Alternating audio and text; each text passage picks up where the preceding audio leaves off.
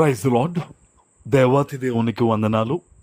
ప్రభు నామమున మీ అందరికీ నా ప్రత్యేకమైన వందనాలు, శుభాలు తెలియచేస్తున్నాను. ఈ దినము ఉపవాస ప్రార్థనా దినం, 35వ రోజు. మీ అందరి కొరకు దేవుని సన్నిధిలో నేను ప్రార్థిస్తూ ఉన్నాను. ఈ దినము కొరకు ఏర్పాటు చేయబడిన దేవుని వాగ్దానము కీర్తనలు 125వ కీర్తన 2వ వచనము.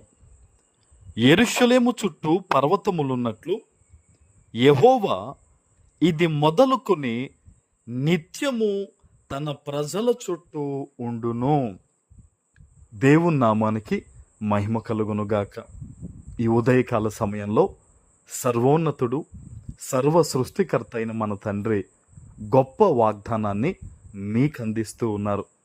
ఆయన అంటున్నారు కదా, యెరూషలేము చుట్టూ పర్వతములు ఉన్నట్టంట. ఎంత గొప్ప పోలిక దేవుడిచ్చారో చూడండి. చాలామంది వారి హృదయంలో ఉన్న ఒక అనుమానం ఏంటంటే, దేవుడు నిరంతరం నాకు తోడుగా ఉంటాడా?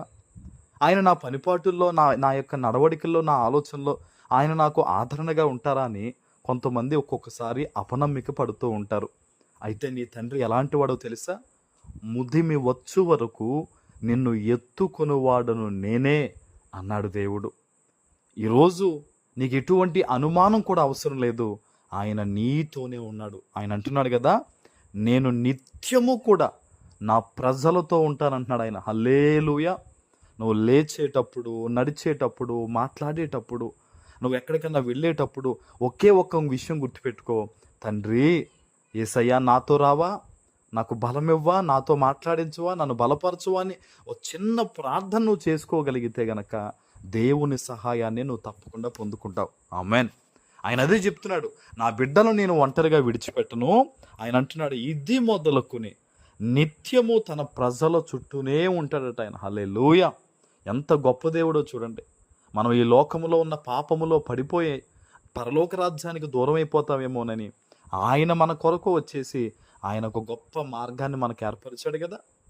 ఈరోజు నువ్వు అర్థం చేసుకోవాలి, నువ్వు ఎంత ధన్యురాలివి, ధన్యుడు అంటే యెహోవా నామములో, యేసు నామములో ప్రార్థన చేసే కృప మనకు లభించింది. అపవాది నిన్ను బాధ పెడుతూ ఉన్నాడా? హేళనపరుస్తూ ఉన్నాడా? నిందల పాలు చేస్తూ ఉన్నాడా? ఏం పర్లేదు. నువ్వు దేవుని నమ్ముకుని ఆయన ఆశ్రయించి నువ్వు ప్రార్థన చేయడం ప్రారంభించు. ఇంకా ఎక్కువ ప్రార్థన చేయి. దేవుని సన్నిధిలో యథార్థంగా నడవడానికి నువ్వు అడుగులువే. నీకు వ్యతిరేక పరిస్థితులు వస్తూ ఉన్నా, వ్యతిరేక ఇబ్బందులు కలుగుతూ ఉన్నా, మాటలు వినిపిస్తున్నా సరే, ఆ నీతి మార్గంలోంచి నువ్వు తప్పిపోవద్దు, ఆ ఇరుకు మార్గంలోంచి నువ్వు తప్పిపోవద్దు. దేవుడు అన్నీ చూస్తున్నాడు. ఆయన తగిన సమయంలో నేను హెచ్చించబోతూ ఉన్నాడు. ఆయన నమ్ముకున్న వారు సిగ్గుపడరండి. అవమానాలు, నిందలు, ఇబ్బందులు ఎదురైనా వాటన్నిటినీ తన బిడ్డలకి వారి పాదాల కింద ఎదుగుదలకు మెట్లుగా దేవుడు మారుస్తాడు. హల్లెలూయా. ఈరోజు నువ్వు ఎటువంటి పరిస్థితుల మధ్య ఉండి ఈ వాగ్దానాన్ని వింటున్నావో, నీ చుట్టూ ఎవరున్నారో, ఎలాగ నువ్వు ఉన్నావో దేవునికి సమస్తము తెలుసు గనుకనే ఆయన ఈ వాగ్దానం నీకు ఇస్తున్నాడు. నీ చుట్టూ ఆయన ఉంటానంటున్నాడు. ఆయన నీతో ఉంటానంటున్నాడు. ఆయన నువ్వు ప్రార్థన చేసుకో, మనస్సులో ప్రార్థన చేసుకో, నిత్యము ఆయనను స్తుతించు, ఆయన యందు ఆనందించడం ప్రారంభించు. ఈ లోక సంబంధంగా కానీ, ఆత్మీయంగా కానీ, శారీరకంగా కానీ నీకు ఏదైతే మేలు కలగాలో అవన్నీ కూడా దేవుడు సమృద్ధిగా జరిగించి ఉన్నత స్థలాల మీద దేవుడు నిన్ను పెట్టబోతూ ఉన్నారు. ఆమేన్. ప్రార్థన చేసుకుందాం. పరిశుద్ధుడు అయిన మా తండ్రి, ప్రేమ కలిగిన ప్రభువా, మీకు స్తోత్రాలు. ఈ ఉదయకాల సమయంలో మీరిచ్చిన గొప్ప వాగ్దానము ప్రతి బిడ్డ జీవితంలో నెరవేర్చి స్థిరపరచమని యేసు నామమున ప్రార్థిస్తున్నాను తండ్రి. ఆమేన్.